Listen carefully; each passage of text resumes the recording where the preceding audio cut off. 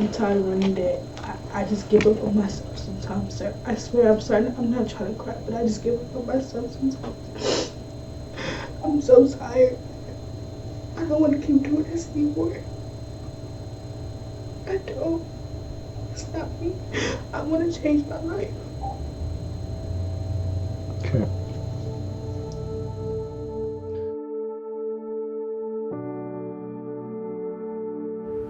Can you introduce yourself? My name is Trina Richards. All right, and how old are you? I'm 17 years old. All right, would you be willing to tell us your story? Of course.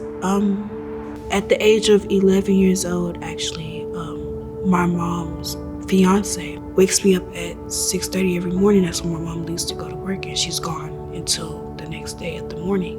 And he'll comes in the room and he'll sexually touch me.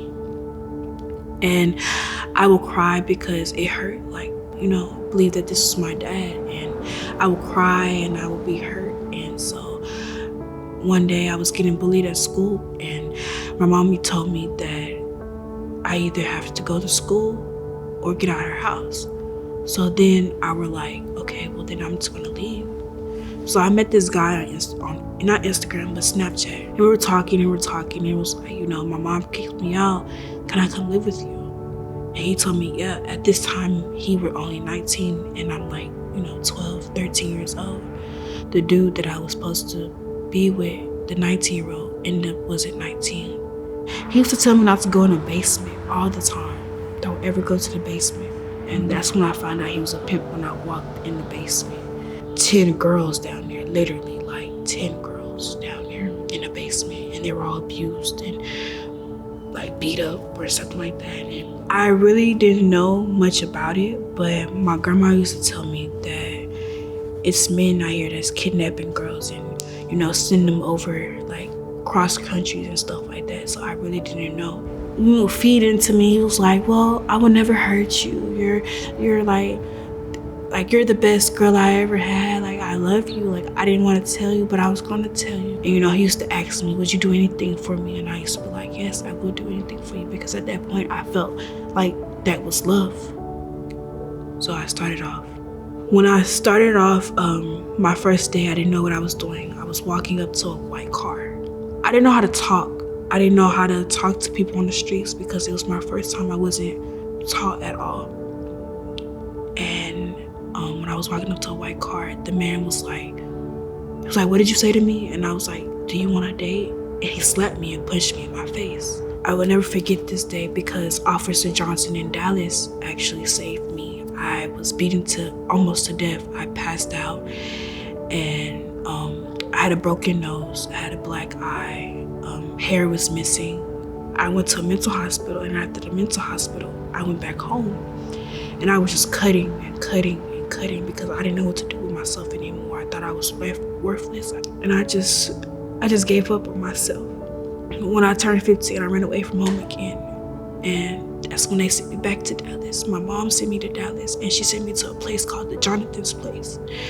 The Jonathan's Place was horrible. It's for CPS kids and for kids that moms don't want their kids anymore. And my mom put me there the day before my birthday and told me that I don't want you anymore.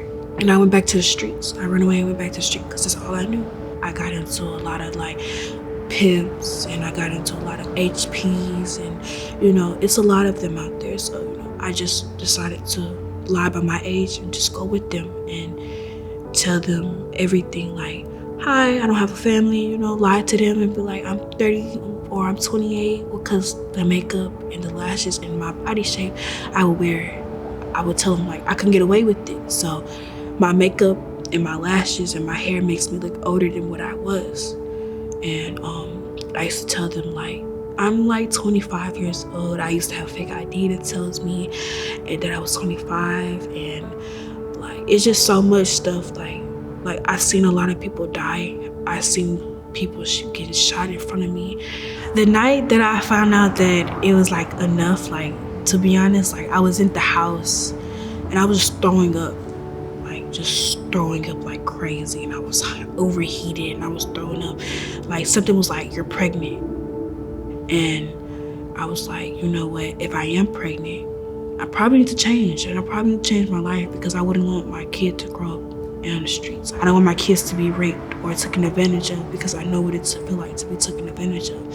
So if I am pregnant, I'm going to go to a shelter. I'm going to go somewhere. And I called a place. It's called Sunrise, and I called Sunrise, and they were like, "Yes, we are available. We have beds." I was like, "Thank God." And I was like, "Are you taking anyone at this moment?" And they was like, "If you can get here before 6, because they were closing at 6. And I was like, "Okay." And I eventually called the police, and told them that I was a 17-year-old girl that was homeless and could be possibly pregnant. And they were like, "Do you have a place to stay?" And I was like, "Well, it's a shelter that is it's like opening right now. They're waiting for me." I told them everything. I am a sex worker. I do want to get off the streets, and it's time. And that's when I turned myself in. And that's when I met Pastor Beaver. And I was like, I just want to change, and I want to help people like me, because being out on the streets is not easy. It's hard, and having like to tell everything, like the life story, like trying to be cutting bits and pieces and stuff like that, and it's hard. And like try not to cry and try like to keep it up and smile every day is hard, because growing up was hard for me. Having my mom not believe me was hard for me. Seeing people die in front of me, not knowing who my father was, thinking that every man is a good man, and that a man should only want you for sex, not for who you are. What is it that keeps you from going back? The night that I came to Sunrise, it was like around 7. I remember it. It was around 7. And someone sent me a video of my friend getting ran over. And she was ran over, and I was like, no one's helping her. Everyone's standing around her like, is nobody gonna help her? And a man stand over her. I'm just watching the video, and the man is standing over her, and he's stabbing her. He's stabbing her repeatedly over and over and over again. I'm like, oh my God, like no one's helping her. Like, can they move? And I understand, like, he's stabbing her. Like, why would we move him if he's stabbing her? Because we can get hurt too. She wants to go to nursing school, and I remember her telling me, like, what do you want to do when you grow up? Like, where do you want to be? Where is all this money going? And I used to tell her, like, I'm only spending it on me because I only have me. I want the food and clothes. And she'd be like, you need to start saving up. And that night when I came to Sunrise and they sent me that video, it was horrible. She was just laying there. People just driving past, looking at her, recording her. And I'm like, no one's helping her. She's laying there with her hands out. And he's stabbing her repeatedly and screaming at her, stabbing her repeatedly. And it's just making me more sick. Like, how can you do someone that's so sweet like that? She doesn't harm anybody. Like, I just couldn't take it anymore. Like, I promised her, I was like, I'm not gonna be in this for long. I'm gonna get out. What is it that you want to do now with your story and your life? I just want to help girls like me. I keep saying that, like, I don't know why, it's just on my heart to just help girls that was in a position and that wants to get out, but they don't know how to get out. They are scared. I take it step by step every day, and I pray to God and ask Him for forgiveness of the things that I did, and He gave me a second chance of becoming who I want to become again and to change. I remember when I first met Pastor Beaver and Pastor Matt, I was in the office and I was crying. I was like, I want to help people like me. I want to try to keep my child away from all danger, but I can't do too much. But all I can do is pray and hope that I try to be, I'm going to speak into existence. I am going to be a great mother to my child, and I'm going to be a happy mother. I'm really trying not to cry. I want to smile because I'm happy. I'm happy that I'm here in this situation, and I'm happy that I think that it's gonna work. And I know it's gonna work. I have a feeling that it's gonna work. I'm feeling in my gut that it's gonna work. God, He sees you, and He saw you from the beginning, and things that broke your heart also broke his, and he's never stopped chasing after you. He's never stopped going to the darkest valleys, and he's never stopped. He's always had you in mind, and he continues to have you in mind. And in the same way that he desired and cared for you to escape what you were going through, he desires that for everybody else as well.